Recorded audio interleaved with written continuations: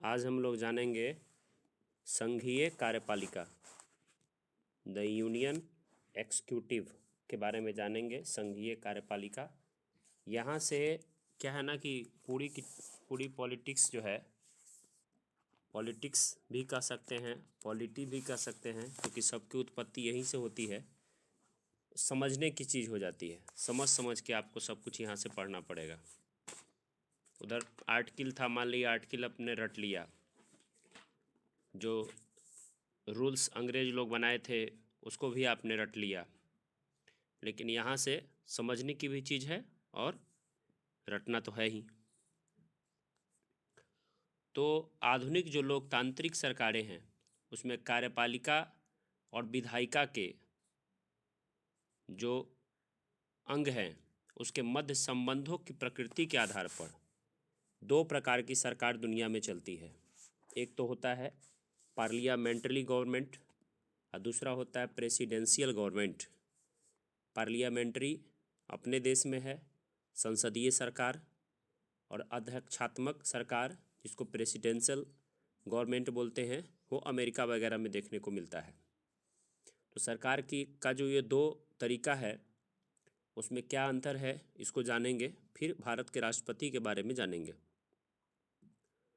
सरकार की संसदीय व्यवस्था का मतलब है कि कार्यपालिका अपनी नीतियों और कार्यों के लिए विधायिका के प्रति उत्तरदायी होती है। कार्यपालिका किसके प्रति उत्तरदायी होती है? कार्यपालिका अपने कार्यों और नीतियों के लिए किसके प्रति उत्तरदायी होती है? विधायिका के प्रति। तो आप जानते हैं कि तीन ऑर्गन की हम चर्चा करेंगे, तीन अंगों के, तीन ब्रांच हैं, कार्यपालिका, विधायिका और न्यायपालिका। ठीक है, तो पहले तो आपके दिमाग में यह आना चाहिए कि विधायिका क्या है, कार्यपालिका क्या है। तो विधायिका आप सिंपल समझ सकते हैं कि जो केंद्र में लोकसभा, ठीक है, और क्या है, राज्यसभा। तो लोकसभा और राज्यसभा ही विधायिका है। क्या है? लोकसभा ही राज्यसभा विधायिका है, क्योंकि वहीं पे विधेयक पारित होता है, वहीं पे कानून का रूप लेता है। राज्यों में आपको विधायिका कहे तो क्या कहिएगा? विधानसभा और विधान परिषद जहाँ है, 6 राज्यों में विधान परिषद भी है। और विधायिका में जो कानून बनते हैं बैठ करके वो कार्यपालिका को दिया जाता है। कार्यपालिका के अंग वो हो जाते हैं जो सरकार में मंत्री होते हैं या जो सरकारी नौकरी में होते हैं, वो कार्यपालिका के अंग है। कार्यपालिका को दो तरह से इसको भी जान सकते हैं, एक है अस्थायी कार्यपालिका और एक है अस्थायी कार्यपालिका। अस्थायी कार्यपालिका में नेताजी हो गए, मान लीजिए मंत्री जी हो गए, 2 दिन मंत्री बने, तीसरी दिन सरकार गिर गई, तो अस्थायी है कि नहीं? लेकिन अस्थायी कार्यपालिका के अंग कौन है? जैसे मैं हूँ, मैं रेलवे में जॉब करता हूँ, तो मैं अस्थायी कार्यपालिका का हिस्सा हूँ। आईएएस है, आईपीएस है, पुलिस है, दरोगा है, वो अस्थायी कार्यपालिका है, क्योंकि वो अपनी सेवा कब तक देगा? 60 वर्ष तक देगा। तो विधायिका और कार्यपालिका में आप लोगों को किसी प्रकार का दिक्कत नहीं ना, समझ गए? अब जब विधायिका कानून बना के देती है और कार्यपालिका उस कानून को एक्सिक्यूट कराने का काम करती है, तो इन दोनों के बीच में अगर कोई विवाद होता है या कानून के लागू करने में दिक्कत होता है, इस तरह की जब समस्याएं आती हैं तो उन समस्याओं को न्यायपालिका देखने का काम करता है। कौन देखने का काम करता है? न्यायपालिका। यहाँ तक हुआ। अब हम कहाँ पर थे? तो हम थे कि हम बात कर रहे थे कि पार्लियामेंट्री सिस्टम और प्रेसिडेंशियल सिस्टम, ये दोनों में क्या अंतर है। तो होता यह है कि कार्यपालिका, तो सरकार की संसदीय व्यवस्था वो व्यवस्था है जिसमें कार्यपालिका अपनी नीतियों और कार्यों के लिए विधायिका के प्रति उत्तरदायी होती है। तो विधायिका के प्रति उत्तरदायी हमारे देश में है, तो ये क्या है? संसदीय व्यवस्था है। यानी पार्लियामेंट्री गवर्नमेंट है ये। जबकि सरकार के अध्यक्षात्मक शासन व्यवस्था में कार्यपालिका अपनी नीतियों और कार्यों के लिए विधायिका के प्रति उत्तरदायी नहीं होती है। क्या समझ गए बात? तो अमेरिका में क्या है? विधायिका के प्रति उत्तरदायी है कार्यपालिका, तो क्या कहिएगा? नहीं है। और हमारे देश में उत्तरदायी है तो कहिएगा है। क्लियर है कंसेप्ट? अब देखिए, संसदीय सरकार की हम बात करें तो संसदीय सरकार को कैबिनेट सरकार, हम अपने देश की बात कर रहे हैं, हमारे देश में कैसी सरकार है? संसदीय सरकार है, यानी पार्लियामेंट्री गवर्नमेंट है। तो संसदीय सरकार को कैबिनेट सरकार कह सकते हैं। क्यों? क्योंकि जो कैबिनेट मंत्री होते हैं वो सर्वे सर्वा होते हैं, तो कैबिनेट सरकार कह सकते हैं। और मैंने बताया कि जो मंत्री, जो कैबिनेट के मंत्री लोग हैं, वो सभी मंत्री लोग लोकसभा के प्रति उत्तरदायी होते हैं सामूहिक रूप से। किसके प्रति उत्तरदायी होते हैं सामूहिक रूप से? लोकसभा के प्रति। और राष्ट्रपति के प्रति व्यक्तिगत रूप से उत्तरदायी होते हैं मंत्रिपरिषद। किसके प्रति उत्तरदायी होता है व्यक्तिगत रूप से? राष्ट्रपति के प्रति। तो कैबिनेट सरकार कह सकते हैं अपने देश में, उत्तरदायी सरकार कह सकते हैं, उत्तरदायी सरकार, या कह सकते हैं सरकार का वेस्टमिंस्टर स्वरूप। वेस्टमिंस्टर स्वरूप जो है ये शब्द लिया गया है ब्रिटेन से, वेस्टमिंस्टर स्वरूप। तो आपके देश में संसदीय सरकार है तो कैसी सरकार है? कैबिनेट सरकार कहिए, उत्तरदायी सरकार कहिए, वेस्टमिंस्टर स्वरूप कहिए। और ये शासन व्यवस्था जो हमारे देश में है वही व्यवस्था ब्रिटेन में है, जापान में है, कनाडा में है और भारत में है। जबकि दूसरी ओर गैर उत्तरदायी सरकार, गैर संसदीय या निश्चित कार्यकारी व्यवस्था किसको कहता है? तो वो कहा जाता है अमेरिका, ब्राज़ील, रूस और श्रीलंका के व्यवस्था को। क्योंकि वहाँ पर प्रेसिडेंशियल सरकार है, सरकार का सब कुछ कौन होता है? राष्ट्रपति होता है। और हमारे यहाँ राष्ट्रपति नाम मात्र के होते हैं, ओरिजिनल रूप से जो कैबिनेट मंत्री होते हैं वो सब कुछ होते हैं। और कैबिनेट मंत्रियों में प्रमुख कौन होते हैं? प्रधानमंत्री होते हैं। ठीक है। आइवर्जेनिक्स थे, आइवर्जेनिक्स ने कहा था कि संसदीय व्यवस्था को कैबिनेट व्यवस्था कहा था। संसदीय व्यवस्था को कैबिनेट व्यवस्था कौन कहे थे? आइवर्जेनिक्स कहे थे। ठीक है, क्योंकि इसमें केंद्र बिंदु कैबिनेट होता है। संसदीय सरकार को उत्तरदायी सरकार भी कहा जाता है क्योंकि इसमें कैबिनेट जो होता है संसद के प्रति क्या होता है? उत्तरदायी होता है। और इनका कार्यकाल जब तक चलता है तब तक चलता है जब तक उन्हें संसद का विश्वास प्राप्त होता है। मोदी जी का सरकार आज चल रहा है, कैसे चल रहा है? उनको संसद का विश्वास प्राप्त है, नहीं रहता तो नहीं चलता। अभी नीतीश कुमार जी का अग्नि परीक्षा 12 तारीख को है, फ्लोर टेस्ट है। उसमें उनको साबित करना पड़ेगा जो बिहार का जो जादुई आंकड़ा है 243 का जो आधा है 122 प्लस, वो मैं दिखा दूंगा तो वो सरकार में रहेंगे, नहीं तो उनकी सरकार गिर जाएगी। ठीक है, तो संसद का विश्वास जब तक प्राप्त है, नीतीश कुमार है उनको विधानसभा का विश्वास प्राप्त है, तब तक ही उनको मुख्यमंत्री के रूप में हम जान रहे हैं, नहीं तो बात तुरंत खत्म हो जाएगी। समझ गए आप लोग? दो प्रकार की व्यवस्था समझ गए, प्रेसिडेंशियल और पार्लियामेंट्री। इसमें कोई दिक्कत? अब तीसरा भी कहीं कहीं तीसरे प्रकार की कोई कन्फ्यूजन हो तो पूछ सकते हैं, कभी भी डाउट पूछ सकते हैं। तीसरा है सामूहिक कार्यपालिका। क्या है? सामूहिक कार्यपालिका की एक सरकार होती है। तो इसमें क्या होता है कि इस पर शक्तियाँ अंतिम रूप से एक व्यक्ति में केंद्रित नहीं होती है, व्यक्तियों के एक समूह में होती है, इसलिए बोलते हैं सामूहिक कार्यपालिका। जैसे आप देख सकते हैं स्विट्ज़रलैंड में। ठीक है, स्विट्ज़रलैंड में क्या होता है कि इसमें एक एक साल पे सरकार बदल जाती है, एक एक साल पे सरकार का प्रमुख बना दिया जाता है किसी दूसरे व्यक्ति को, क्योंकि सामूहिक व्यक्तियों का एक टीम होता है, 7 सदस्यीय जो होता है कलेक्टिव काउंसिल होता है। और उसी में से क्या होता है, बार बार एक एक साल पे बदलता रहता है, एक एक साल पे बदलता रहता है। समझ गए? तो तीसरा सामूहिक कार्यपालिका देखें, भारत में क्या है? पार्लियामेंट्री गवर्नमेंट है, यानी सब कुछ ओरिजिनल रूप से सरकार किसकी चलती है? कैबिनेट की चलती है। ठीक है, और हम लोगों ने देखा अमेरिका में प्रेसिडेंशियल, सब कुछ किसके हाथ में होता है? राष्ट्रपति के हाथ में। और अध्यक्षात्मक शासन व्यवस्था बोलते हैं उसे। तो कार्यपालिका अपनी नीतियों के लिए विधायिका के प्रति उत्तरदायी नहीं होती है, जबकि हमारे देश में उत्तरदायी होती है। ठीक है, भारत में ब्रिटेन के समान संसदीय प्रणाली अपनाया गया है। अतः भारत का राष्ट्रपति देश का सिर्फ क्या है? संवैधानिक प्रमुख होता है, औपचारिक प्रमुख होता है। वास्तविक रूप से कार्यपालिका का जो शक्ति है उसका प्रयोग कौन करता है? मंत्रिपरिषद करता है। कौन करता है शक्ति का प्रयोग? मंत्रिपरिषद। और मंत्रिपरिषद का प्रधान कौन होता है? तो हमारे प्रधान सेवक कौन है? प्रधानमंत्री। मंत्रिपरिषद का प्रधान प्रधानमंत्री होता है और इसके सदस्य जो होते हैं ना, प्रधान क्यों होते हैं, मंत्रिपरिषद क्यों फेमस है, क्योंकि इन सब का निर्वाचन होता है, जनता से डायरेक्ट चुन करके जाते हैं, इसलिए ये पावरफुल होते हैं। ठीक है, इनका क्या होता है, निर्वाचन होता है। इस प्रकार भारत के राष्ट्रपति की संवैधानिक स्थिति किसके समान है, ब्रिटिश सम्राट के समान है। हमारे राष्ट्रपति की संवैधानिक स्थिति किसके समान है, ब्रिटिश सम्राट के समान है। ठीक है, किंतु जहां ब्रिटिश सम्राट का पद वंशानुगत है, वहीं भारत के राष्ट्रपति का चुनाव होता है। ठीक है, तो इस प्रकार भारत में एक साथ संसदीय लोकतंत्र तथा गणराज्य स्थापित है। एक प्रकार से गणराज्य भी है और संसदीय लोकतंत्र भी है भारत में। आज हम पढ़ने जा रहे हैं संघीय कार्यपालिका, जो संविधान का भाग 5 है। आपने पूर्व क्लासों में 4 भाग तक पढ़ लिया क्या, संघ और उसके राज्य क्षेत्र अनुच्छेद 1 से 4 पढ़े थे, बताइए।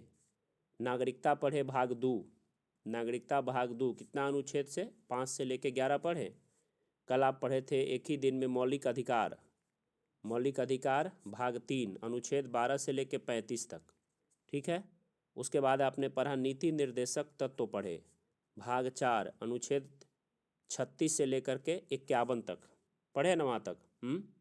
आज अब भाग 5 पढ़िएगा, जिसको संघ कहा जाता है, यूनियन कहा जाता है। संविधान का भाग 5 में किसके बारे में पढ़ना है, संघ के बारे में, द यूनियन के बारे में। भाग 5 का अध्याय 1। अब कोई भाग भी अगर बड़ा होता है ना, तो उसको अध्याय में बांट देते हैं, अध्याय 1, अध्याय 2, अध्याय 3। ठीक है, तो जो अध्याय 1 है संविधान का भाग 5 अध्याय 1 है, वो हमें वहाँ उसमें पढ़ना है अनुच्छेद 52 से लेकर के 78 तक। कब तक पढ़ना है, 52 से लेके 78 तक हम अध्याय 1 में पढ़ेंगे। तो बताइए संविधान का कौन भाग हम लोग पढ़ने जा रहे हैं, भाग 5, अनुच्छेद कितना से कितना, 52 से लेके 78 तक भाग 5 में अभी पढ़ेंगे। वैसे ये बहुत बड़ा है, 52 से 151 तक है पूरा संघ जो है भाग 5। उसमें टोटल कितना अनुच्छेद है बताइए, 52 से लेकर के 151 तक। सोचिए कितना बड़ा है, 52 से लेकर 151 तक अनुच्छेद इसी में आपको पढ़ना है। लेकिन इसीलिए जो इतना बड़ा है ना, इसलिए इसको कई भागों में बांटा गया। तो उसमें हम उसका अध्याय 1 पढ़ेंगे। अध्याय 1 में कितना अनुच्छेद पढ़ेंगे, 52 से 78 यानी 78 तक। इसमें हम जानेंगे, हाँ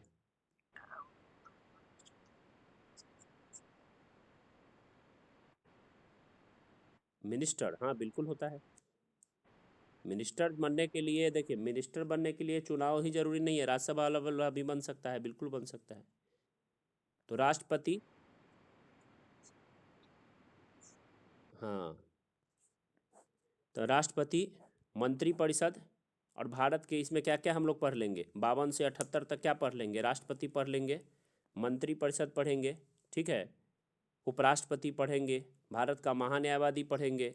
ठीक है, तो आप इसमें कार्यपालिका, विधायिका और न्यायपालिका, भारतीय लोकतंत्र के 3 स्तंभ हैं।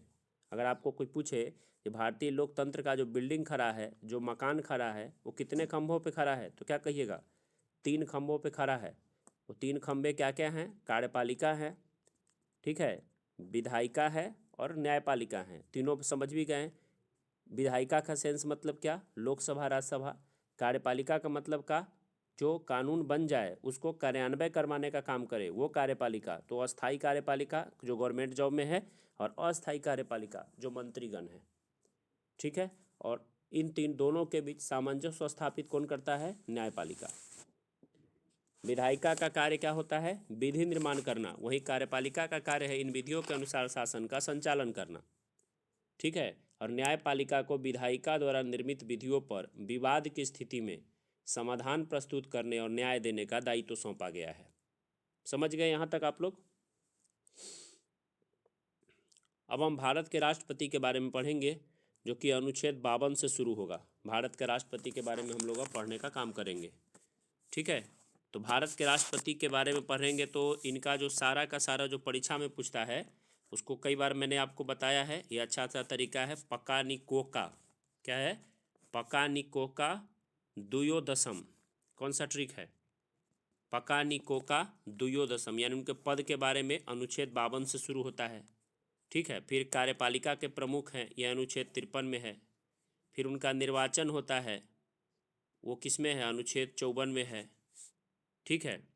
तो उनका कोटा है वो अनुच्छेद 55 में है, उनका कार्यकाल है वो 56 में है, दोबारा निर्वाचन होंगे वो 57 में है, योग्यता के बारे में 58 में है, उनको हटाने की जो दशा उषा है वगैरह, दशा वगैरह के बारे में जो रखने हटाने की दशा उसके बारे में 59 में पढ़ेंगे। वो शपथ लेते हैं वो अनुच्छेद 60 में पढ़ेंगे, और उन पर महाभियोग लगेगा वो अनुच्छेद 61 में पढ़ेंगे। तो पका निकोका द्वयोदशम, समझ गए।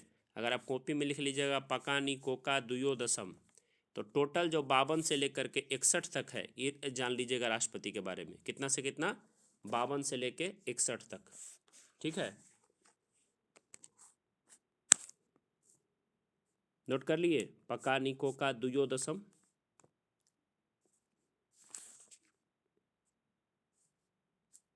पका निकोका द्वयोदशम नोट कर लिए। भारत में संघीय कार्यपालिका का प्रधान राष्ट्रपति होता है। क्या राष्ट्रपति का जो पद है वो क्या है, 52 में है। राष्ट्रपति देश का प्रथम नागरिक होता है, देश का फर्स्ट सिटीजन कौन होता है, राष्ट्रपति होता है।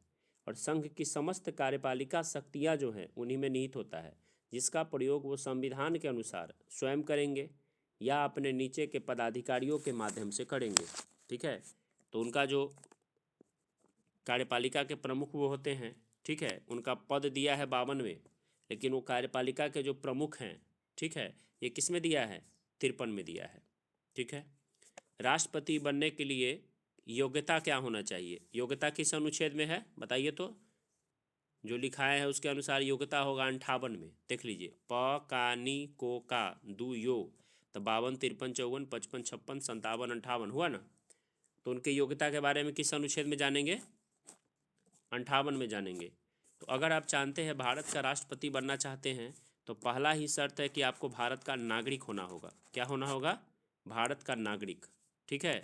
पहला शर्त है कि क्या होना होगा, भारत का नागरिक। दूसरा शर्त है कि 35 वर्ष की आयु आपकी कंप्लीट होनी चाहिए। कितनी आयु कंप्लीट होनी चाहिए, 35 ईयर का, 35 वर्ष की आयु कंप्लीट होनी चाहिए। और तीसरा शर्त है कि लोकसभा का सदस्य निर्वाचित होने की योग्यता आपके अंदर होनी चाहिए। कौन सा सदस्य, राज्यसभा की लोकसभा, ठीक है। अनुच्छेद 58 में पक्का निकोका द्वयोदशम आप लिखेंगे कॉपी में, तो देखिए योग के जगह पर 58 आर्टिकल हो जाएगा, योग के जगह पे। तो 58 में क्या दिया है, राष्ट्रपति के योग्यता के बारे में। तो क्या योग्य होना चाहिए राष्ट्रपति बनने के लिए, राष्ट्रपति बनने के लिए आपके अंदर योग्यता होना चाहिए कि राष्ट्रपति बनने के लिए आपके अंदर योग्यता होना चाहिए कि पहले तो आपका भारत का नागरिक होना आवश्यक है, उसके बाद आपको 35 वर्ष का एज कंप्लीट होना चाहिए, और तीसरा लोकसभा का सदस्य निर्वाचित होने की योग्यता होनी चाहिए। एकदम कन्फर्म इस बात को याद कर लीजिए, नागरिक भारत का, 35 वर्ष की आयु, और साथ में लोकसभा का सदस्य निर्वाचित होने की योग्यता, ठीक है। किंतु ऐसा कोई व्यक्ति जो भारत सरकार, राज्य सरकार या किसी स्थानीय प्राधिकरण के अधीन कोई लाभ का पद धारण करता है, तो राष्ट्रपति पद के लिए योग्य ना होगा। अब लाभ का पद की क्या परिभाषा है, जैसे मान लीजिए मैं सरकारी नौकरी कर रहा हूँ, तो ये लाभ का पद है, तो मुझे इस नौकरी से रिजाइन देने के बाद ही राष्ट्रपति का चुनाव लड़ने का मौका मिलेगा। लेकिन ये जो संविधान निर्माता लोग हैं, इन्होंने लाभ का पद अपने अनुसार, अपने काम के अनुसार इन्होंने तय किया कि लाभ का पद क्या है, लाभ का पद कौन सा नहीं है। तो इनकी कहानी जो है कुछ हटके है। लाभ का पद क्या है पता है, इन्होंने कहा कि अगर मैं राष्ट्रपति, उपराष्ट्रपति, राज्य में राज्यपाल हूँ, संघ अथवा राज्य में मंत्री हूँ, तो ये लाभ का पद नहीं है। क्या लाभ का पद नहीं है, अगर आप राष्ट्रपति हैं, उपराष्ट्रपति हैं, राज्य के राज्यपाल हैं, संघ अथवा राज्य के मंत्री हैं, तो ये लाभ का पद नहीं है। लेकिन हम आप अगर चाहेंगे चुनाव लड़ना, तो हम लोग को सरकारी नौकरी से रिजाइन देने के बाद राष्ट्रपति का चुनाव लड़ना पड़ेगा। क्या पता दोबारा अगर हार गए तो कहानी ख़त्म हो जाएगी। लेकिन ये लोग जो हैं ये लड़ सकते हैं, ठीक है, और जब जीत जाएंगे तो इस्तीफा दे देंगे उधर का पद से। तो ये लाभ का पद नहीं है। तो राष्ट्रपति, उपराष्ट्रपति, राज्यों का राज्यपाल, संघ और राज्य के मंत्री का पद जो है लाभ का पद नहीं है। परीक्षा में आपको बार बार ये बात पूछता है, तो आप बना लीजिएगा, ठीक है। राष्ट्रपति पद के लिए उम्मीदवार का नाम, ठीक है, अगर उम्मीदवारी है, राष्ट्रपति अब बनना चाहते हैं, तो उम्मीदवार का नाम जो है वो कितने लोगों के द्वारा प्रस्तावित और कितने लोगों के द्वारा अनुमोदित होना चाहिए। तो इस बात को आप जान जाइए कि 50 लोग जो हैं, आप राष्ट्रपति बन रहे हैं, जो 50 सांसद प्रस्तावित करेंगे कि आप राष्ट्रपति बनिए, और 50 सांसद ही क्या करेंगे, अनुमोदित भी करेंगे। कितने करेंगे प्रस्तावित और कितने अनुमोदित करेंगे, बताइए।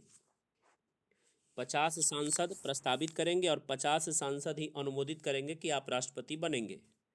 होता ये था कि 50-50 नहीं था। 1997 से पहले ये संख्या मात्र 10 हुआ करती थी। कितनी होती थी 1997 से पहले? ये संख्या मात्र 10-10 हुआ करती थी। तो होता ये था कि ये जो संख्या थी 10-10, तो मान लिए जो पैसे वाले लोग हैं देश में, ढेर सारे लोग हैं, उनको भी शौक चढ़ गया कि मैं भी राष्ट्रपति का चुनाव लड़ता हूँ। उनको पता रहता था कि मैं हार जाऊँगा, लेकिन उनका नाम सब दिन के लिए राष्ट्रपति का चुनाव लड़ेंगे तो उनका नाम दर्ज हो जाएगा ना देश में जी। 10-20 लाख लोग ही जान जाएंगे क्या, तो बड़ी दिक्कत होती थी। तो इस 10-10 संख्या को हटा करके 50-50 किया गया। 50 मतदाता प्रस्तावित और 50 अनुमोदित करने वाले, ताकि 50 सांसद प्रस्तावना के लिए और 50 अनुमोदन के लिए खरीद पाना किसी के लिए संभव है? नहीं ना है। ये तो जो सरकार का अंग होगा वही ये कर सकता है। समझ गए? तो 50 प्रस्तावित, 50 अनुमोदित करेंगे तो राष्ट्रपति के लिए अब खड़ा होंगे। जमानत राशि जो है वो पहले बहुत कम रुपया था, मात्र 2500 रुपया था, लेकिन अभी जमानत राशि कितना है, 15,000 रुपया है। कितना जमानत राशि है? 15,000 रुपया। तो अगर मान लिए कि अब कम जमानत राशि है तो लोग लड़ गया, कोई टेंशन नहीं, लेकिन थोड़ा सा 15,000 रुपया है तो ठीक है। ठीक है, अब इसमें होता यह है कि परीक्षा में पूछता है कि कितनी जमानत राशि, तो 15,000, लेकिन पूछता है कि जमानत राशि जब्त कब हो जाती है। क्या पूछता है परीक्षा में कि राष्ट्रपति की जमानत राशि कब जब्त हो जाती है? तो राष्ट्रपति जब कुल वैध मतों का, जो वैलिड वोट है, उसका 1/6 प्राप्त नहीं कर पाएंगे। कितना नहीं कर पाएंगे? 1/6। अगर 1/6 वोट प्राप्त नहीं कर पाएंगे तो उनकी जमानत राशि जब्त हो जाएगी।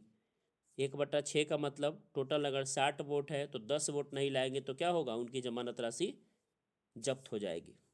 ठीक है, अब क्या है कि राष्ट्रपति संसद अथवा राज्य विधानमंडल के किसी भी सदन का सदस्य नहीं होगा।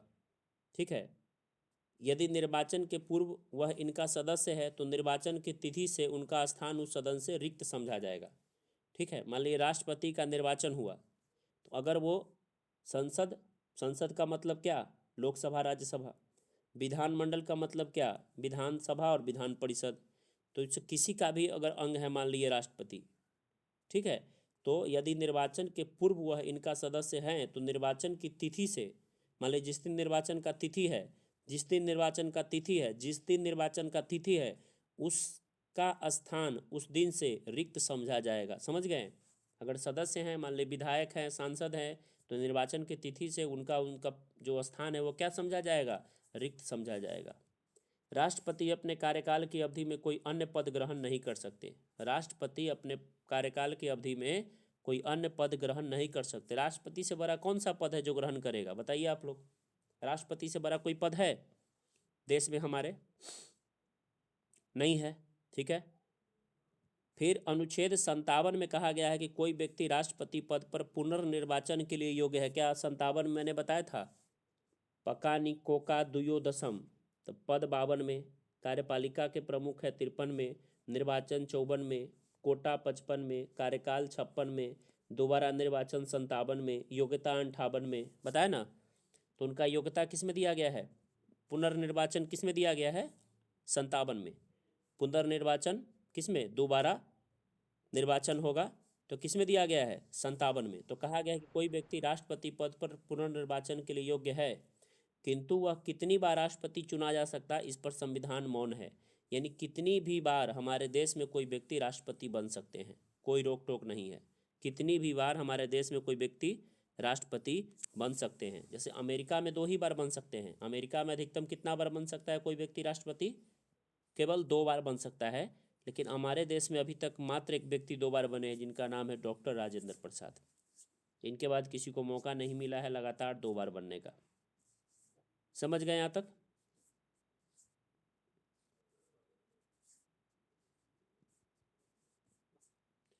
राष्ट्रपति का जो निर्वाचक मंडल है, ठीक है, electoral college of the president, जो उनका निर्वाचक मंडल है, वो अनुच्छेद 54 के अनुसार राष्ट्रपति का निर्वाचक ऐसे निर्वाचक मंडल द्वारा किया जाए। उनका निर्वाचन किस में दिया गया है, किस अनुच्छेद में बताइए?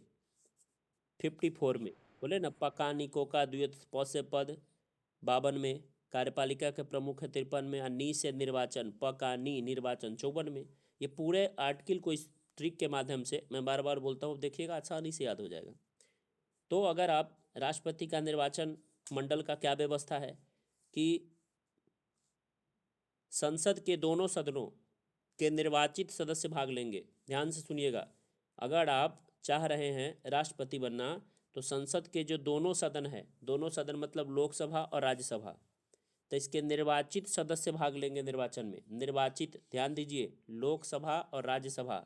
संसद अगर शब्द बोले तो संसद में मतलब क्या है, संसद का मतलब लोकसभा राज्यसभा दोनों, तो उसके निर्वाचित सदस्य ही भाग लेंगे। निर्वाचित, मनोनीत नहीं भाग लेंगे, पहला हो गया।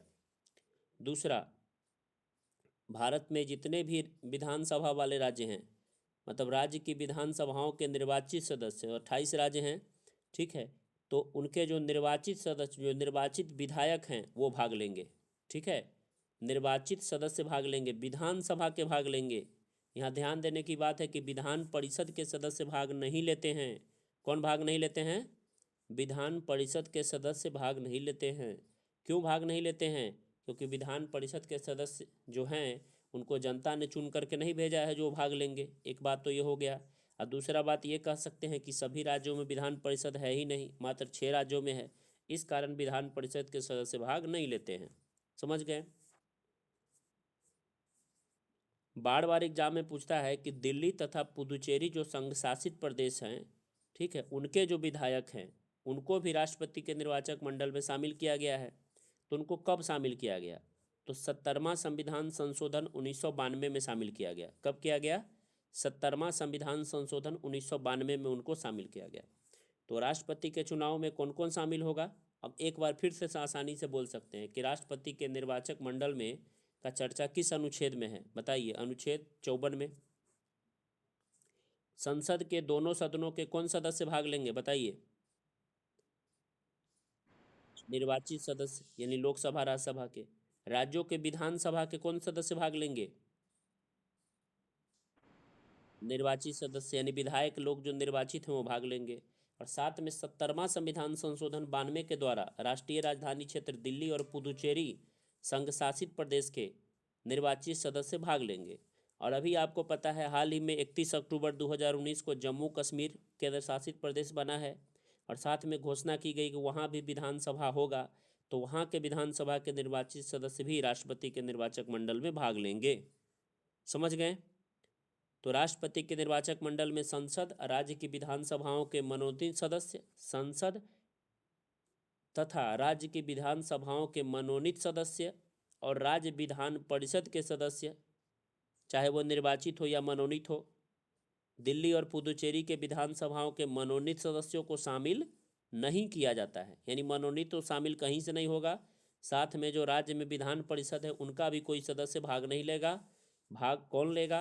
तो एक शब्द में कहिए कि संसद के निर्वाचित सदस्य यानी लोकसभा राज्यसभा के निर्वाचित सदस्य, साथ में 70वां संविधान संशोधन 92 के द्वारा कहा गया कि दिल्ली और पुदुचेरी के निर्वाचित सदस्य विधानसभा के और सभी राज्यों के विधानसभा के निर्वाचित सदस्य भी भाग लेते हैं। पूरा क्लियर हो गया?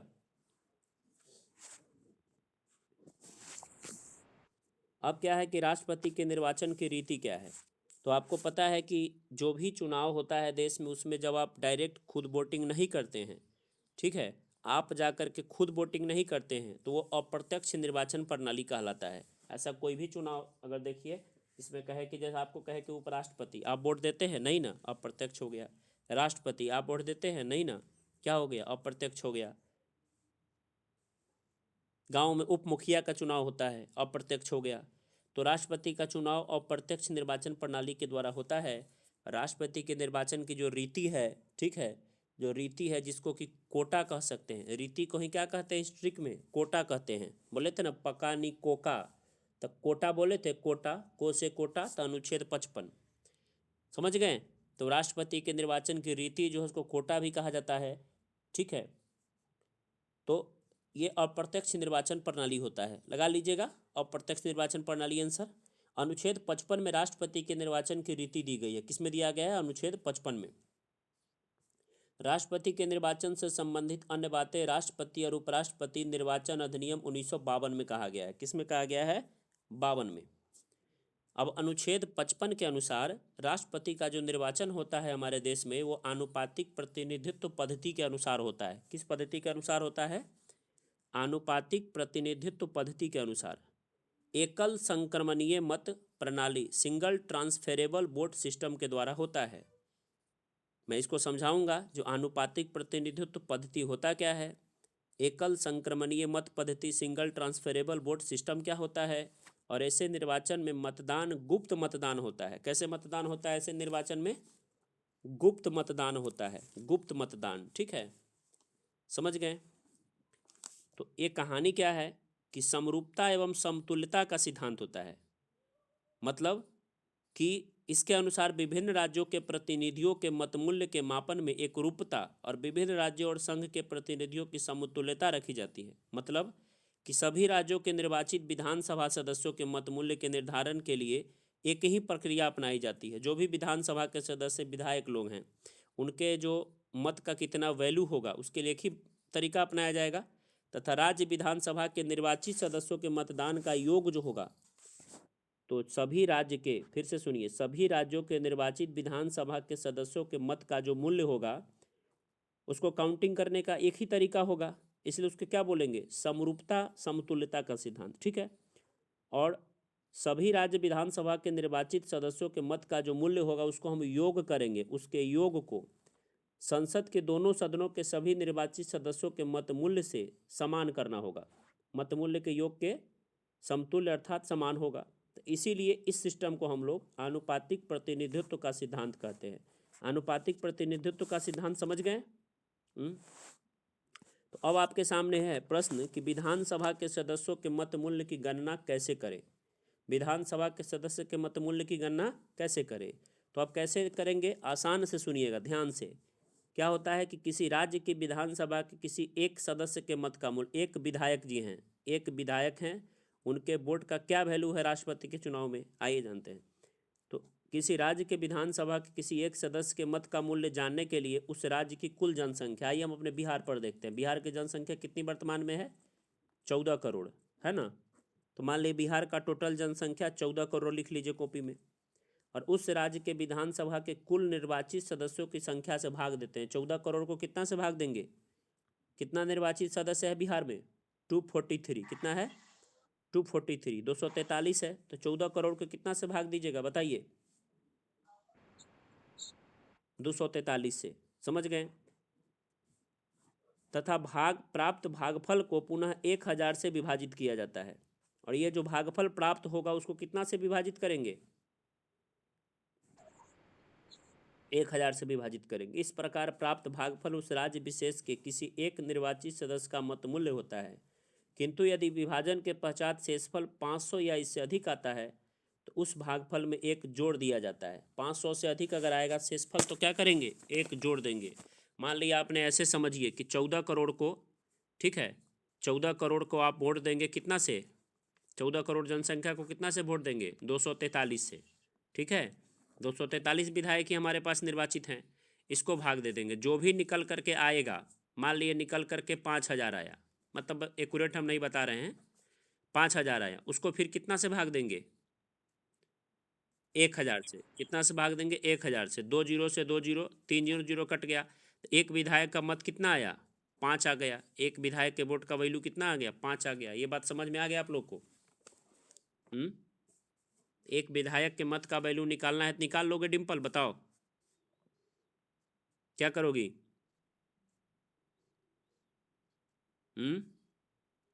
आप बताइए रंजन जी।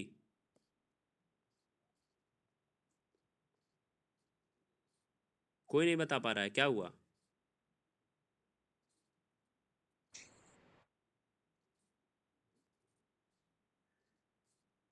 बड़ा लेंदी लोग सब इसमें पड़ता है जी।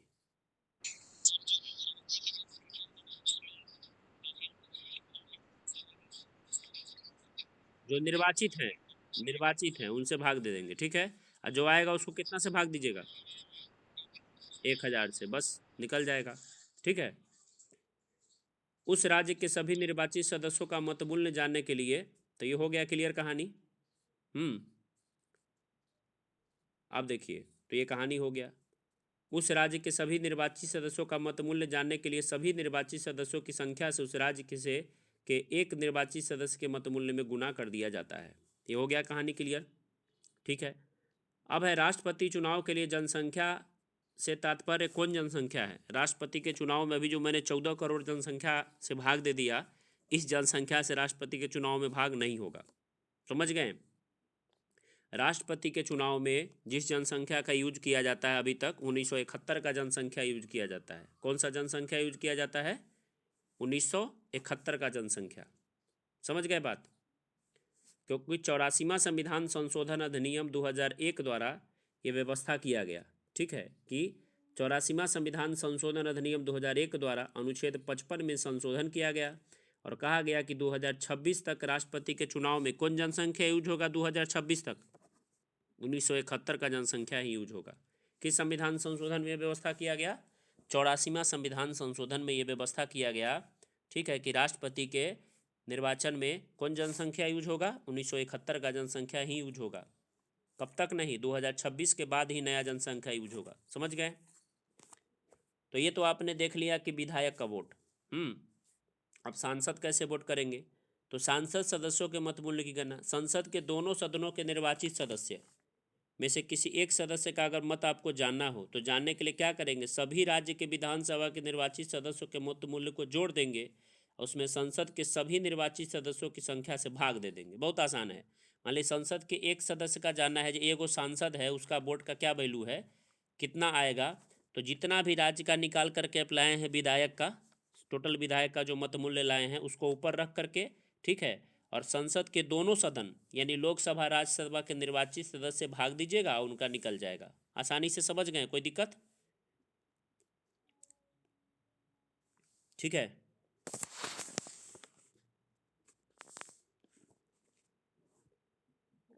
अब हम देखते हैं एकल संक्रमणीय मत प्रणाली सिद्धांत क्या है। Single transferable vote system. तो इसके अनुसार यदि प्रत्याशियों की संख्या एक से अधिक है तो प्रत्येक मतदाता उतने मत वरीयता क्रम में देगा जितने प्रत्याशी हैं।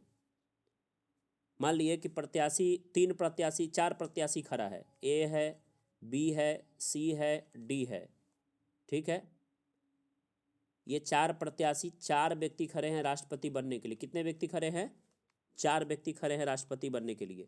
तो इस सिद्धांत के अनुसार यदि प्रत्याशियों की संख्या एकल संक्रमणीय मत प्रणाली क्या है? देखिए थोड़ा सा जटिल है, क्या मैं को आसानी से समझाता हूँ। देखिए एकल संक्रमणीय मत प्रणाली सिद्धांत क्या है, तो इसके अनुसार यदि प्रत्याशियों की संख्या एक से अधिक है तो प्रत्येक मतदाता, मान लीजिए जो वोट देने जो सांसद गया, ठीक है, तो प्रत्येक मतदाता उतने मत वरीयता क्रम में देगा जितने प्रत्याशी हैं। मतलब आपको किसी को छोड़ना नहीं है।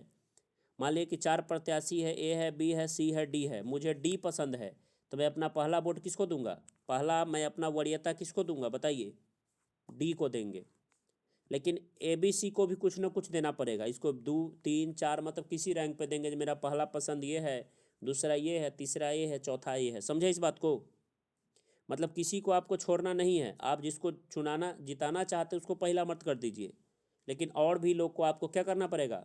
देना ही पड़ेगा अपना सुझाव नहीं मतलब मत देना पड़ेगा। 1 2 3 4 क्रम करके दे दीजिए, ठीक है। अर्थात प्रत्येक मतदाता प्रत्येक प्रत्याशी को अपना अपना अपना मत वरीयता क्रम के अनुसार देता है। यदि कुल 3 प्रत्याशी राष्ट्रपति का चुनाव लड़ रहे हैं तो मतदाता 3 प्रत्याशियों को पहला, द्वितीय और तीसरा वरीयता दे सकता है। कहानी समझ गए? यहाँ तक समझ में आ रहा है?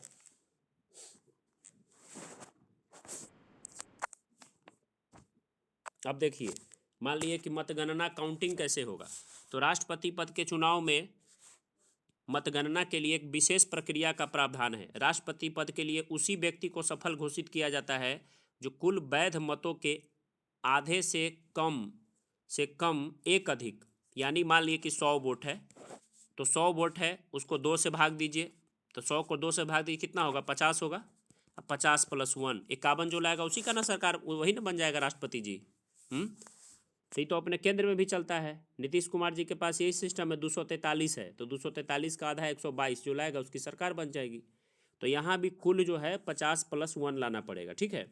तो मतगणना के समय सबसे पहले प्रथम वरीयता के मतों की गणना किया जाता है, ठीक है। यदि कोई प्रत्याशी न्यूनतम कोटा प्राप्त कर लेता है तो उसे सफल घोषित कर दिया जाता है। मान लिए कि हमने 4 प्रत्याशी खड़े किए, ए है, बी है, सी है, तीनों को खड़ा करते हैं, ए बी सी। ए से हो गया क्या, अभिषेक। बी से क्या हो गया, कोई नाम रख दीजिए, बी से रख दीजिए बिट्टू, और सी से रख दीजिए चंदन। 3 व्यक्ति राष्ट्रपति के रेस में है, अभिषेक है, बिट्टू है और चंदन है। मैं आपको बता रहा हूँ आसान तरीके से, ठीक है। इन तीनों के राष्ट्रपति के लिए चुनाव है। तो मान लीजिए इसमें से वोट देने के लिए निशांत जी आए, इन्होंने पहला वोट अभिषेक को दिया, दूसरा वोट दिया बिट्टू को और तीसरा वोट दिया चंदन को। इस प्रकार से अंकित आया, इसने पहला वोट दे दिया बिट्टू को, दूसरा दे दिया चंदन को, तीसरा दे दिया अभिषेक का। मतलब सबको कुछ ना कुछ देना ही है, आपको जो पसंद है उसको पहला दे दीजिए, अब बचल को भी आपको देना है, समझ गए। तो यदि कोई उम्मीदवार न्यूनतम कोटा प्राप्त कर लेता है, नहीं तो देखिए आप मान लीजिए कि इसमें एक न्यूनतम कोटा का सिद्धांत है कि आपको कम से कम, मान लीजिए कि 4 प्रत्याशी, एक प्रत्याशी और बना देता हूँ, डी बना दिए, ठीक है। तो 4 प्रत्याशी है, तो कुल प्राप्त वैध मत अगर 2500 है, कुल कितना मत है बताइए। 4 प्रत्याशियों का लड़ाई कर दीजिए, डी से एक और नाम बता दीजिए, डी से किसका नाम होगा, दिनकर हो गया। 4 प्रत्याशी हैं और टोटल वोट कितना है बताइए, 2500। क्योंकि वोट तो तय रहता है ना जी कितना पड़ेगा टोटल, क्योंकि सांसद विधायक ही भाग लेते हैं, तो क्लियर है, उसमें कोई कन्फ्यूजन नहीं है। तो 2500 है, तो न्यूनतम कोटा 2500 का कितना प्राप्त करना होगा, ये चारों को जो प्राप्त कर लेगा वो जीत जाएगा। बताइए कितना होगा 2500 का न्यूनतम कोटा।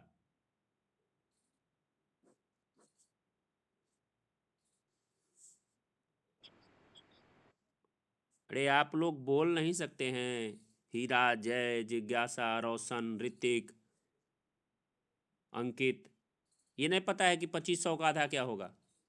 2 से भाग देंगे तो कितना होगा, 1250 + 1 नहीं होगा। ये सब तो सिंपल सा बात है, इतना आसानी से समझा रहे हैं। तो 4 प्रत्याशी हैं, ठीक है, ए बी सी डी। तो न्यूनतम कोटा अगर इसमें से कोई 1250 + 1 1251 ले आया तो वो तो बन गया राष्ट्रपति, ठीक है, समझ गए। तो न्यूनतम कोटा कितना होगा, 1251 होगा। तो ये जो 4 व्यक्ति हैं, मान लिए अभिषेक है, उसको 950 वोट पड़ा, कितना वोट पड़ा 950। बिट्टू को पड़ा 750 वोट, ठीक है। चंदन को पड़ा 500 वोट, और जो दिनकर है उसको 350 वोट पड़ा। ये जोड़िए तो आपको कितना वोट हो जाएगा, 2500 हो जाएगा। 4 लोगों को बांट दिया गया, कोई सबसे ज़्यादा वरीयता अभिषेक को दिया, अभिषेक को ज़्यादा वोट है, बिट्टू को सेकंड वरीयता दिया, चंदन को तीसरा दिया, और दिनकर को लोग बहुत ही कम पसंद कर रहे हैं, दिनकर को लोग पसंद नहीं कर रहे हैं, समझ गए। तो इसमें क्या होगा पता है, अभी तो क्लियर नहीं हुआ, इसमें से किसी को मिला है 1250 + 1, बोलिए। नहीं मिला है, यानी अभी राष्ट्रपति का डिसीजन होगा, नहीं होगा, दूसरा चक्र का करना पड़ेगा उपाय। तो इसमें जान जाइए कि सबसे कम वोट जो लाने वाला व्यक्ति है उसको बाहर ही कर दिया जाएगा पूरी तरह से। अब 3 लोगों में इस कहानी को किया जाएगा, कितने लोगों में, 3 लोगों में, ठीक है। तो दिनकर को हटा दिया जाएगा। तो ऐसे जो 4 प्रत्याशी हैं, जब एक बार मतगणना हो जाएगा तो सबसे कम वाले को बाहर कर देंगे, समझ गए। तो किसी भी उम्मीदवार को न्यूनतम कोटा प्राप्त नहीं हुआ, अतः प्रतिस्पर्धा से किसको भगा दिया जाएगा, डी को, चला गया दिनकर 350 वाला। अब जो है द्वितीय वरीयता पर, द्वितीय वरीयता की बात करते हैं, ठीक है। तो ए को 50, मान लिए ए को मिल गया 50 वोट, ठीक है, बी को मिल गया 100 वोट और सी को मिल गया 200 वोट, ठीक है। तो इसमें प्रथम वरीयता के मत में जोड़ने पर, मान लिए दूसरे वरीयता का जो चक्र फिर से दूसरे वरीयता में शुरू हुआ, तो डी को तो भगा दिया गया था ना, डी को भगा दिए थे, तो अभी ए को मिल गया कितना 50। दोबारा जो मतगणना हुआ वो तो उधर साइड कर दिया, 950 750 500 और 350 पहला बार में कहानी हो गया ना। फिर दोबारा शुरू हुआ, सेकेंड राउंड शुरू हुआ। सेकेंड राउंड में ए को कितना मिला बोलिए, 50 वोट, बी को कितना मिला 100 वोट, और सी को कितना मिला 200 वोट। तो बताइए ए को पहले से कितना वोट मिला था? ए को पहले से 950 मिला था ना, तब 50 में 900 प्लस 50 जोड़ दिए तो ए को कितना हो गया बताइए? 1000 हो गया, होना गया 1000। बी को कितना मिला था? 750 मिला था। तो मान लिए कि बी को 750 मिला था, तो उसमें जोड़ दीजिए उसके 100 वोट को, तो उसका कितना हो जाएगा? 850 हो जाएगा। ठीक है। सी को मिला था 200, सी को मिला था 500 वोट, अभी 200 मिला था, 700 वोट हो गया ना। तो आप देख लीजिए जो अभी ये जो कहानी है, ठीक है, इस कहानी में आप किसको अलग कर दिया जाएगा? सी बेचारा अलग हो गया। ठीक है। तो इस प्रकार से जा करके फिर एक राउंड और चलेगा। ठीक है, और एक राउंड और चल के जिसको इन दोनों में से मिलेगा वो विजेता हो जाएंगे। आसानी से समझ गए आप लोग? बस। राष्ट्रपति का पदावधि अनुच्छेद 56 में दिया है। राष्ट्रपति कितना दिन पद पे रहेंगे, किसमें दिया है? अनुच्छेद 56 में। देख लीजिए, पक्का निको का द्वयोदशम 56 में है। तो राष्ट्रपति जो 20 दिन पद ग्रहण करते हैं, वैसे अगर कोई डेथ न कर जाए, कुछ गड़बड़ ना हो, तो 25 जुलाई के दिन हमारे देश में राष्ट्रपति पद ग्रहण कर लेते हैं। कितना तारीख के दिन? 25 जुलाई को। तो अनुच्छेद 56 के अनुसार, किसके अनुसार? 56 के अनुसार पद ग्रहण करने की तिथि से 5 वर्ष की अवधि तक अपने पद पर रहते हैं, किंतु 5 वर्ष के पूर्व भी कभी भी उपराष्ट्रपति को अपना त्याग पत्र वो दे सकते हैं। और उसे संविधान का अतिक्रमण करने पर भी, संविधान का अगर वो अतिक्रमण करेंगे तो महाभियोग लगा के किस अनुच्छेद के तहत हटा दिया जाएगा? 61 के तहत, 61 के तहत। ठीक है। तो राष्ट्रपति अपने पद 5 वर्ष की पदावधि की समाप्ति के पश्चात भी, राष्ट्रपति का जब 5 वर्ष का कार्यकाल हो जाता है, रंजन जी कुछ पूछना है क्या? म्यूट कर लीजिए। हाँ, देखिए, तो राष्ट्रपति का 5 वर्ष का कार्यकाल जब समाप्त हो जाएगा, उनका कार्यकाल कब से गिना जाता है? पद ग्रहण करने की तिथि से, यानी 25 जुलाई के दिन कुर्सी पर बैठे उसी दिन से काउंटिंग शुरू हो गया। उसी दिन से उनका ये हो गया कि आज से इनका पद ग्रहण हो गया। तो ये जो है 5 वर्ष जब कंप्लीट हो जाएगा, तब तक भी अपने पद पर रहेंगे जब तक कि उनका उत्तराधिकारी नया राष्ट्रपति का चुनाव न हो जाए। समझ गए? तो इस स्थिति में वो, समझ लिए, नया राष्ट्रपति अपना पद ग्रहण नहीं कर लेता, तब तक क्या करेंगे? वो पद पे बने रहेंगे, क्योंकि अगर वो पद से हट जाएंगे तो क्या हो जाएगा? जो राज्य का जो है, जो शासन का है, वो अगर खाली हो जाए तो बहुत मतलब बुरी बात है। तो अगर अगर वो इस्तीफा वगैरह देते हैं, तब तो कार्यवाहक राष्ट्रपति के रूप में काम कौन करता है? उपराष्ट्रपति करने लगेगा। लेकिन जब तक चुनाव हो रहा है, तब तक वो कार्यवाहक के पद पर खुद रहेंगे। ठीक है। राष्ट्रपति जब उपराष्ट्रपति को अपना त्यागपत्र दे देता है, तो उपराष्ट्रपति इस बात की सूचना किसको देता है? लोकसभा के अध्यक्ष को देता है। किसको देता है? लोकसभा के अध्यक्ष को। ठीक है। किसको देता है सूचना? लोकसभा के अध्यक्ष को।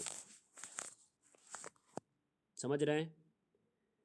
अब है राष्ट्रपति पद की रिक्तता की पूर्ति। अनुच्छेद 62 में राष्ट्रपति पद के रिक्तता को भरने के लिए कराए जाने वाले चुनाव एवं उसकी पदावधि संबंधी प्रावधान दिया गया है। किसमें दिया गया है? अनुच्छेद 62 में। इसमें कहा गया कि राष्ट्रपति पदावधि समाप्त होने के पूर्व भी नए राष्ट्रपति के चुनाव संपन्न करा लिया जाएगा। मतलब राष्ट्रपति का पद जब, उनका राष्ट्रपति का समय जब खत्म होने वाला है, तो उससे पहले ही चुनाव करा लेना है। उससे पहले ही चुनाव करा लेना है। किस अनुच्छेद में दिया है? 62 में। ठीक है।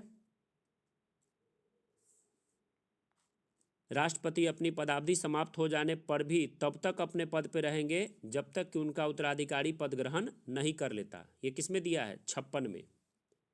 ठीक है। और 62 में क्या दिया है? कि उनको कार्यकाल बचा हुआ है तब तक ही चुनाव करवा लेना है। लेकिन अगर कुछ विलम्ब हुआ, चुनाव में लेट हुआ, तो तब तक वो पद पर रहेंगे जब तक कि अगले राष्ट्रपति का चुनाव हो न जाए। ठीक है। समझ रहे हैं सब कोई? यदि राष्ट्रपति का पद मृत्यु, त्यागपत्र, महाभियोग या किसी अन्य कारण से खाली हुआ हो, तो उनको भरने के लिए चुनाव 6 महीना के भीतर कराया जाएगा। फिक्स है जी, कितना महीना में चुनाव हो जाना चाहिए? अगर मृत्यु हो जाए या त्यागपत्र दे दे या उनको महाभियोग के द्वारा हटा दिया जाए, तो 6 महीना के भीतर जो है फिक्स है कि चुनाव कराना ही पड़ेगा। ठीक है। तो उल्लेखनीय है कि मध्यावधि चुनाव द्वारा निर्वाचित नया राष्ट्रपति पद ग्रहण करने की तिथि से 5 वर्ष तक अपना पद धारण करता है। अब एक बात समझिए, मान लीजिए कि आप अभी देखते होंगे बिहार में जो उपचुनाव हुआ है, क्या हुआ है? उपचुनाव। जैसे मान लिया कि नीतीश कुमार का जो सरकार है, अभी साल भर बचा हुआ है ना, 25 में चुनाव है क्या? तो हमारे इलाका के विधायक है पंकज मिश्रा। क्या नाम है? पंकज मिश्रा।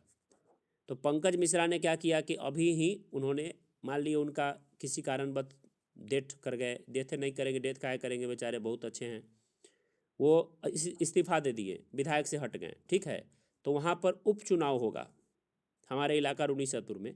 उपचुनाव जो होगा, ठीक है, तो उपचुनाव में जो व्यक्ति विधायक बनेगा तो वो विधायक का कार्यकाल कितना होगा? 5 वर्ष होगा या केवल 1 वर्ष होगा? विधानसभा का जो चुनाव 25 में है, ये बात बताइए आप लोग। तो जो उपचुनाव होगा उसमें जो विधायक बनेंगे, ठीक है, उनका कार्यकाल केवल 1 वर्ष होगा, क्योंकि 25 में फ्रेश चुनाव होगा ना बिहार में, तो फिर उसमें वो भाग लेंगे। समझ गए? यानी जब विधायक या सांसद का अगर उपचुनाव होता है तो कितना दिन के लिए होता है? जितना दिन विधानसभा या लोकसभा का चुनाव बाकी है उतना ही दिन वो कुर्सी पर बैठेंगे केवल। वो 10 दिन रहे, साल भर रहे, 6 महीना रहे, 2 साल रहे, समझ गए? लेकिन मान लीजिए कि राष्ट्रपति का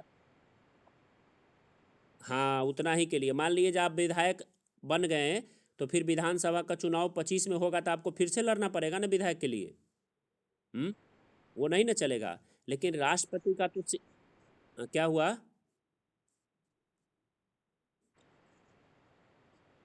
हाँ, खर्च तो हो जाएगा, लेकिन साल भर भी विधायक बन जाएगा तो उसको तो पेंशन उन्शन जीवन भर मिलेगा ना। एक दिन के लिए भी अगर आप विधायक बन जाते हैं तो आपको जीवन भर पेंशन मिलेगा, आपको, आपके पत्नी को, पूरे परिवार को। सोचिए, तो घाटा कहाँ है? ठीक है, तो ये हो गया। लेकिन राष्ट्रपति तो सिंगल व्यक्ति है। मान लीजिए कि राष्ट्रपति अभी कौन है अपने देश में? द्रौपदी मुर्मू है। द्रौपदी मुर्मू का कार्यकाल मात्र बचा हुआ है साल भर या 6 महीना, ठीक है, साल भर बचा हुआ है। तो साल भर बचा हुआ है, द्रौपदी मुर्मू मर गई, तो अब जो उनका जो चुनाव होगा, उनके जगह पर जो राष्ट्रपति का चुनाव होगा, फ्रेश चुनाव होगा, तो वो 6 महीना के लिए नहीं, पूरे 5 वर्ष रहेंगे। समझ गए बात को? क्योंकि उनका तो कोई प्रतिद्वंदी है नहीं ना, उनका चुनाव अच्छे से हो गया तो रहेंगे 5 साल तक। समझ गए? ये दोनों में अंतर है। क्लियर हुआ कंसेप्ट? बताइए। राष्ट्रपति का पद अगर आकस्मिक रूप से मृत्यु, त्यागपत्र, पद से हटाए जाने या अन्य कारण से खाली होता है तो उपराष्ट्रपति कार्यवाहक राष्ट्रपति के रूप में काम करता है। 2200 दरोगा के पीटी में पूछा था। ये उपराष्ट्रपति जब मैं पढ़ाऊंगा तो ये अनुच्छेद 65 में दिया गया है। किस में दिया गया है? 65 में, कि उपराष्ट्रपति कार्यवाहक राष्ट्रपति के रूप में काम करेगा। समझ गए? अब मान लीजिए कि उपराष्ट्रपति जो हैं कार्यवाहक राष्ट्रपति के रूप में काम करेंगे और वो भी इस्तीफा दे दिए, ऐसा देश में हो चुका है। वो भी अगर इस्तीफा दे देंगे उपराष्ट्रपति भी, तब जो है तो उपराष्ट्रपति भी नहीं बचा क्या? तब उनके जगह पर जो सुप्रीम कोर्ट के जो सबसे ज्येष्ठ, जो है सबसे वरिष्ठतम, सबसे सीनियर, ठीक है, जो न्यायाधीश होंगे, वो राष्ट्रपति के रूप में काम करेंगे। और ये गौरव एकमात्र व्यक्ति को प्राप्त हुआ है जिनका नाम है एम हिदायतुल्लाह। क्या नाम है? एम हिदायतुल्लाह। भारत में एकमात्र ऐसे सुप्रीम कोर्ट के जज हैं जिन्होंने 20 जुलाई 1969 से 24 अगस्त 1969 तक कौन सा काम किया था? राष्ट्रपति का कर्तव्य संभाला था। 20 जुलाई 1969 से कब तक? 24 अगस्त 1969 तक। समझ गए आप लोग? कौन एक व्यक्ति है मात्र? एम हिदायतुल्लाह। राष्ट्रपति जो शपथ लेते हैं उसका चर्चा अनुच्छेद 60 में है। पढ़े? पकानिको का दुयो द स म स म यानी शपथ, 61 में महाभियोग, तो 60 में है। तो ये जो हैं उच्चतम न्यायालय के मुख्य न्यायाधीश, या अब देखिए आपके मन में यही होगा जो अगर सुप्रीम कोर्ट के वरिष्ठतम न्यायाधीश बन गए, अगर वो नहीं है तो उनके नीचे जो वरिष्ठ है, वो नहीं है उनके नीचे जो वरिष्ठ है, ये चलते जाता है। ठीक है, राष्ट्रपति जो शपथ लेते हैं वो उच्चतम न्यायालय के मुख्य न्यायाधीश के समक्ष लेते हैं, और अगर वो नहीं है तो उनके ज्येष्ठ जो नीचे में उनके सामने लेंगे। वो कहते हैं कि मैं श्रद्धापूर्वक राष्ट्रपति के पदीय कर्तव्यों का पालन करूंगा, संविधान और विधि का रक्षा करूंगा, यही सब वो शपथ लेते हैं। ठीक है, राष्ट्रपति के शपथ का प्रारूप, आप जो अनुसूची 3 पढ़ते हैं ना, अनुसूची 8, टोटल 12 अनुसूची पढ़ते हैं। ठीक है, तो अनुसूची में पहला में तो दिया है राज्यों के बारे में, क्या दूसरा में दिया है पेमेंट के बारे में, किसको क्या पेमेंट मिलना चाहिए, और तीसरा में दिया है जो अधिकारी सब भारत में शपथ लेते हैं उनके बारे में। लेकिन जब राष्ट्रपति के शपथ के लिए यह अनुच्छेद 60 पढ़ ही रहे हैं तो कभी कभी पूछ देगा जी अनुसूची 3 में किसके शपथ का उल्लेख नहीं है, तो क्या कहिएगा? राष्ट्रपति के शपथ का, क्योंकि यहाँ पर आप पढ़ रहे हैं। ठीक है, राष्ट्रपति को वर्तमान में पता है राष्ट्रपति का जो परिलब्धियां और भत्ता है, तो राष्ट्रपति को वर्तमान में पता है कि 5 लाख रुपया मिलता है। कितना मिलता है? 5 लाख रुपया उनको वेतन मिलता है। राष्ट्रपति का वेतन भारत के संचित निधि से दिया जाता है, कंसोलिडेटेड फंड ऑफ इंडिया। और राष्ट्रपति का वेतन पूरी तरह से आयकर बिना इनकम टैक्स के लगता है, कोई टैक्स नहीं इनको नहीं, पूरा का पूरी 5 लाख रुपया इनके खाता में हर महीने आ जाता है। ठीक है, पूरा पूरी 5 लाख रुपया। तो राष्ट्रपति को कितना वेतन मिलता है? 5 लाख रुपया। ठीक है, अब उपराष्ट्रपति को कितना वेतन मिलता है? 4 लाख रुपया। कितना मिलता है उपराष्ट्रपति को? 4 लाख। लोकसभा, तो देखिए उपराष्ट्रपति क्या काम करते हैं, उपराष्ट्रपति का चुनाव क्यों होता है? उपराष्ट्रपति का चुनाव होता है राज्यसभा में, राज्यसभा का सभापति का काम करते हैं। राज्यसभा के सभापति का काम कौन करते हैं? उपराष्ट्रपति। क्या करते हैं ना? तो उनको 4 लाख रुपया मिलता है। तो लोकसभा में सभापति कौन है अभी? लोकसभा के सभापति कौन है अभी? ओम बिरला। तो वो भी तो सभापति का काम कर रहे हैं, और उपराष्ट्रपति भी सभापति का काम करे, तो ओम बिरला को भी कितना रुपया मिलेगा, कितना लाख मिलेगा महीना में? 4 लाख रुपया। उपराष्ट्रपति को भी 4 लाख, ओम बिरला जो लोकसभा के सभापति उनको भी 4 लाख, राष्ट्रपति को 5 लाख। ठीक है, अब जो राज्यपाल हैं, राज्यों में जो राज्यपाल हैं उनको मिलता है 3.5 लाख रुपया। कितना मिलता है महीना में? 3.5 लाख रुपया। ठीक है, सुप्रीम कोर्ट में जो भी न्यायाधीश हैं उसमें जो मुख्य न्यायाधीश हैं, चीफ जस्टिस ऑफ इंडिया है, उनको मिलता है 3,80,000 रुपया। कितना मिलता है मंथ में? 3,80,000 रुपया। सॉरी 3 लाख नहीं, सॉरी 2,80,000। कितना मिलता है? 2,80,000, 2,80,000। ठीक है, और अन्य जो न्यायाधीश है सुप्रीम कोर्ट में भी 34 न्यायाधीश हैं, 33 + 1 यानी एगो मुख्य न्यायाधीश, उनको कितना मिल गया? 2,80,000। और 33 जो है उनको मिलता है 2,50,000। कितना मिलता है? 2,50,000। अब जो पटना हाई कोर्ट है, पटना हाई कोर्ट जो है, पटना हाई कोर्ट के जो न्यायाधीश है, ठीक है, तो पटना हाई कोर्ट के जो न्यायाधीश हैं उनको मुख्य न्यायाधीश को मिलेगा जो सुप्रीम कोर्ट के और 33 को कितना मिलता था? 2.5 लाख रुपया। तो पटना हाई कोर्ट के मुख्य न्यायाधीश को मिलेगा 2.5 लाख रुपया, और सबको मिलेगा 2,25,000, 2.25 लाख रुपया। पूरा कॉन्सेप्ट क्लियर है आपका? बताइए खूब अच्छा से।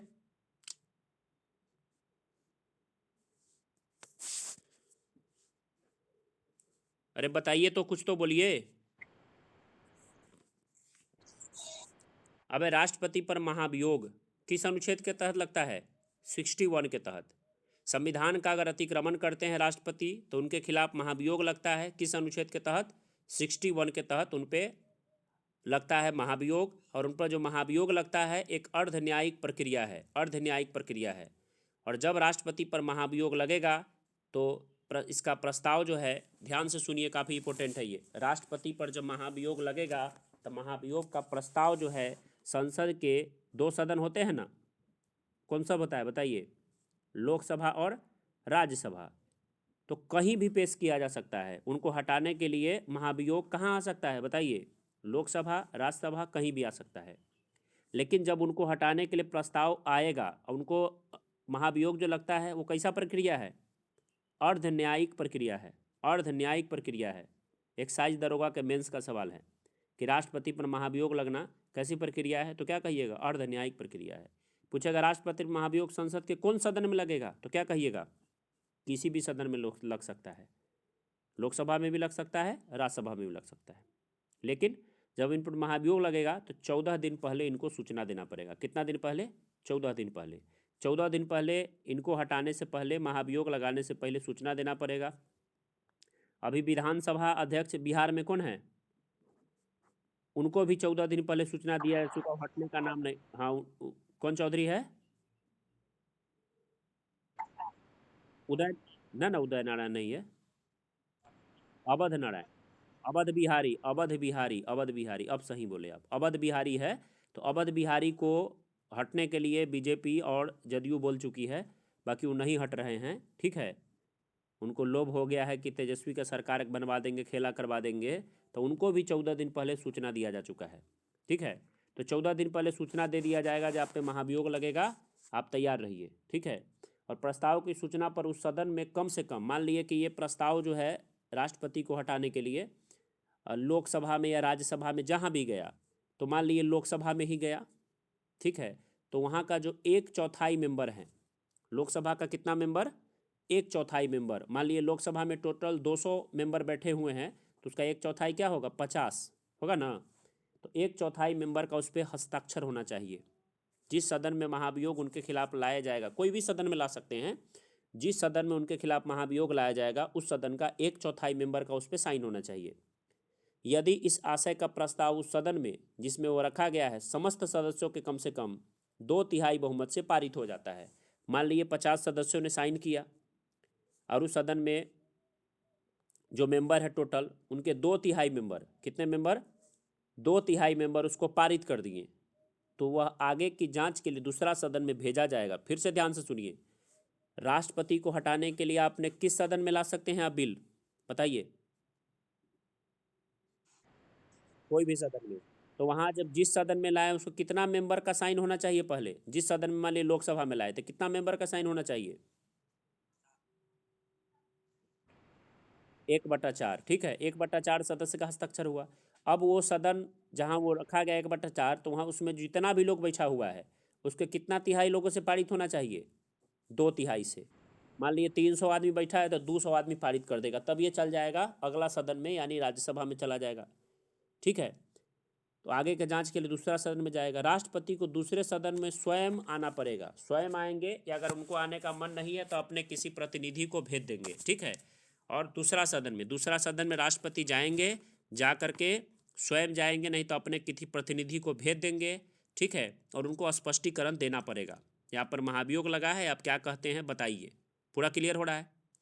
जांच के पश्चात यदि दूसरा सदन भी प्रथम सदन की भांति महाभियोग के प्रस्ताव को समस्त सदस्यों के 2/3 बहुमत से स्वीकार कर लेता है, तो उसी दिन से राष्ट्रपति का पद मुक्त समझा जाएगा। समझ गए आप लोग?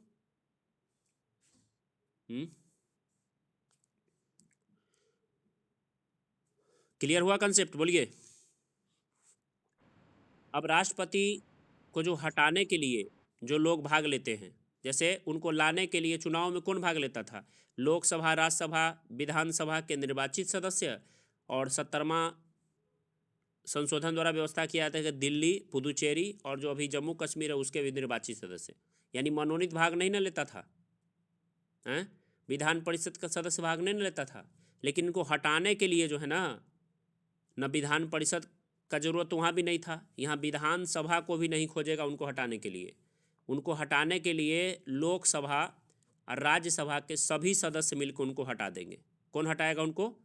लोकसभा और राज्यसभा के सभी सदस्य मिलकर उनको हटा देंगे, यानी मनोनीत रहे चाहे निर्वाचित रहे, दोनों सदन के लोकसभा राज्यसभा के मनोनीत निर्वाचित सब मिलकर के उनको हटाने में भाग लेंगे। ये बात समझ गए? हटाने में विधानसभा को खोजा भी नहीं जाएगा, दिल्ली पुदुचेरी को खोजा भी नहीं जाएगा, लोकसभा राज्यसभा के निर्वाचित मनोनीत दोनों मिलकर हटा लेंगे। और याद रखिए कि हटाने में जो इनको भाग लेते हैं वही व्यक्ति उपराष्ट्रपति को लाने में भाग लेते हैं। तो उपराष्ट्रपति के चुनाव में कौन भाग लेगा बताइए आप? तो लोकसभा राज्यसभा के सभी सदस्य। समझ गए कहानी?